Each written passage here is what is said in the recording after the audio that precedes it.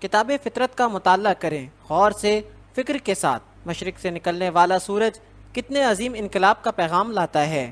سناٹے گونجنے لگتے ہیں، تاریکیاں چھپ جاتی ہیں، رنگ رنگ کے پھول کھلتے ہیں، تازہ ہوا کے جھونکے، پرندوں کے چہچہے، اور سب سے بڑھ کر یہ عظیم شاہکار یعنی انسان خواب سے بیدار ہوتا ہے۔ پھر وہی دنیا، وہی رونق، زندگی کے زمزمے، موت کے مناظر، محبت، نفرت، ہر طرف کچھ نہ کچھ ہونے لگتا ہے۔ ایک عظیم پیغام بیداری کا، عمل کا، حصول معاش کا۔ چیونٹی سے لے کر شاہین تک، لومڑی سے شیر تک، غریب سے امیر تک، سب مصروف عمل ہیں۔ کوئی گھر کو آ رہا ہے، کوئی گھر سے جا رہا ہے۔ مور ناچتے ہیں، بلبلے نغمہ سراں، اور خوشبوؤں سے یہ کائنات معطر ہوتی ہے۔ یہ سب فطرت کے جلوے ہیں۔ آپ فطرت کی رنگینیوں سے فاطر مطلق کے حسن تخلیق کو دیکھیں، مالک کی منشا کو پہچانیں۔ آنکھوں کو بینائی عطا فرمانے والا خود رنگوں میں جلوہ گر ہے، سماعت دینے والا نغمہ سرا کے راگ میں ہے، پرندوں کو خالی پیٹ اور خالی جیب آشیانوں سے باہر لانے والا ان کی خوراک کا انتظام کر چکا ہے۔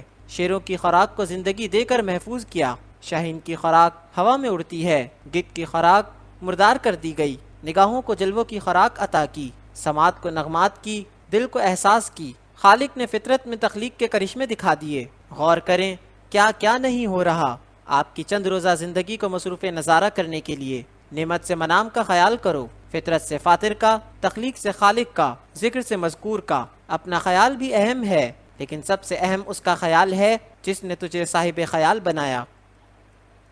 انسان کا ذوق سفر اس کا آدھا رہنما ہے، یا یوں کہ ذوق سفر نہ ہو تو کوئی رہنما نہیں۔ ہمارے بعد دنیا ویسی ہی قائم و دائم رہے گی جیسی ہمارے آنے سے پہلے تھی۔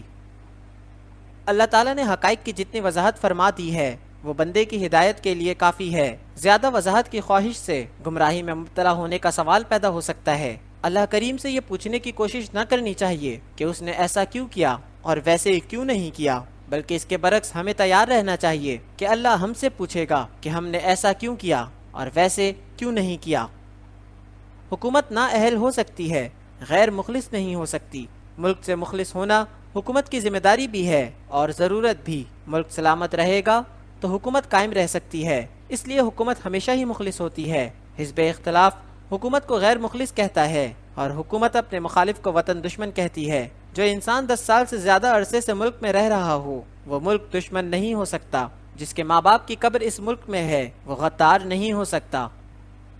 اپنی دعاؤں میں اللہ کریم کو راہ نہ سمجھایا کریں کہ اسے یوں کرنا چاہیے، ایسے نہ کرنا چاہیے، اس قوم پر رحم کرنا چاہیے، فلاں پر غضب اور فلاں کو تباہ کرنا چاہیے۔ کچھ لوگ اپنے آپ کو اللہ کا ایڈوائزر سمجھتے ہیں اور اسے کہتے رہتے ہیں یہاں فضل کرو، یہاں تباہی کا گولا پھینکو، اس کو نیست و نابود کر دو، مجھے اور میری اولاد کو ہمیشہ کے لیے سلطان سلاطین بنا دو۔ ایسا قطعاً نہیں۔ اللہ نے اپنے حبیب صلی اللہ علیہ وآلہ وسلم کے دشمن کو بھی تباہ نہیں کیا۔ شرار ابولہبی چراغ مصطفیٰ صلی اللہ علیہ وآلہ وسلم کی ضد ہے لیکن پہچان ہے۔ شیطان اللہ کا دشمن ہے، اس کی ضد ہے لیکن پہچان ہے۔ سنت اللہ یہ نہیں کہ اللہ اپنے دشمنوں کو زندہ ہی نہ رہنے دے۔ اللہ کا دستور کچھ ایسا ہے جیسے نہ ماننے والوں سے کہہ رہا ہو کہ تم نہ مانو، میں تمہاری بینائی نہیں چھین لوں گا، خوراک دینا بند نہ کروں گا، میں اپنے احسانات کرتا رہوں گا۔ تم بغاوت کے بعد آخر میرے ہی پاس ہی آؤ گے اور اس دن تم جان لو گے کہ تم کیا کرتے رہے تھے۔ اللہ سے کسی کی تباہی نہ مانگو، سب کی اصلاح،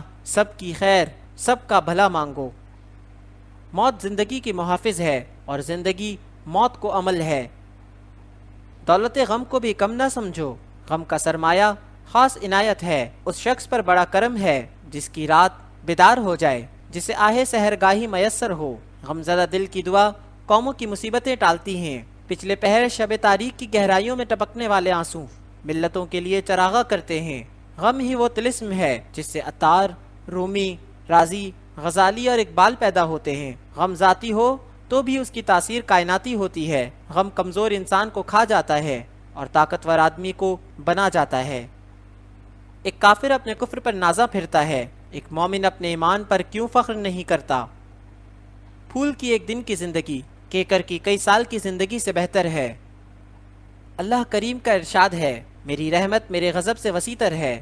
اس ارشاد باری تعالیٰ کا کیا مفہوم ہو سکتا ہے جبکہ لامحدود کی ہر صفت لامحدود ہے؟ ایک لامحدود دوسرے لامحدود سے کم ہو جائے تو وہ کس طرح قائم رہ سکتا ہے؟ اللہ کا غضب غضب کے طور پر نہیں اللہ صرف انصاف کرنے لگ جائے تو غضب ہوگا، مطلب یہ کہ اس کی رحمت انصاف سے وسیع تر ہے۔ مطلب یہ ہوا کہ اگر ہمیں ہمارے اعمال کے مطابق ہی عبرت ملے تو ہماری فلاح مخدوش ہے، ہم تو رحمت ہی کے سہارے بچ سکتے ہیں، بلکہ رحمت للعالمین صلی اللہ علیہ وآلہ وسلم کا سہارا ہمارے لیے نجات کی راہ ہے۔ مطلب یہ ہوا کہ اللہ سے اپنے اعمال کے حوالے سے انصاف نہ مانگنا چاہیے، اس سے صرف رحم کی تمنا کی جائے۔ شفاعت رحمت ہے اور انصاف غضب، اور رحمت غضب پر حاوی ہے۔ زندگی آمدن اور خرچ کے علاوہ بھی بہت کچھ ہے، اس میں چہرے بھی ہیں اور نگاہیں بھی۔ ہر علم کے برعکس ایک علم ہے، اپنے علم کو مخالف علوم کی زد سے بچانے کا علم بھی آنا چاہیے۔ چراغ جلانا آسان ہے، اسے آندھیوں سے بچانا ضروری بھی ہے اور مشکل بھی۔ ہر خواہش کے برعکس ایک خواہش موجود رہتی ہے، اور انسان کے اندر تضاد اور بے یقینی اسے بر وقت صحیح فیصلہ نہیں کرنے دیتی۔ خوش قسمت انسان صحیح فیصلہ کرتا ہے اور صحیح قدم صحیح وقت پر اٹھاتا ہے، نتیجہ اللہ کے سپرد کرتا ہے۔ معاف کر دینے والے کے سامنے گناہ کی کیا اہمیت، عطا کے سامنے خطا کا کیا ذکر۔ ہم ایک سماج میں زندگی بسر کرتے ہیں، لیکن ہم فرداً اللہ کے ہاں جواب دہ ہیں۔ ہر انسان کا رزق اس کے وجود کے کسی حصے میں محفوظ ہے، اس حصے کا تحفظ کرو۔ مثلا لکھنے والوں کا رزق ذہن اور یادداشت میں ہے، قلم میں ہے، بولنے والوں کا زبان میں، گانے والوں کا گلے کے سوز میں، حتیٰ کہ کچھ لوگوں کا رزق صرف چہرے میں ہے، کچھ لوگوں کا رزق قوت بازو میں، کسی کا رزق مکاری میں، کسی کا رزق ایمان میں، کسی کا بے ایمانی میں، کسی کا رزق اس کے اپاہج ہونے میں ہے۔